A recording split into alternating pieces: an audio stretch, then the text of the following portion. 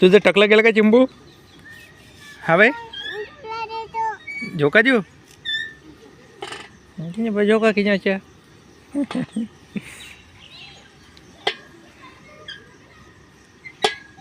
Hello guys. बच्चू बच्चू भाई. Hello guys. आता मी गार्डनला आलोय आणि मी आताच नाट्य करून आलो. आता नाट्य करून आलो. Bye bye bye bye. आणि माझी कटिंग कशी आहे? टकली टकली. ओके.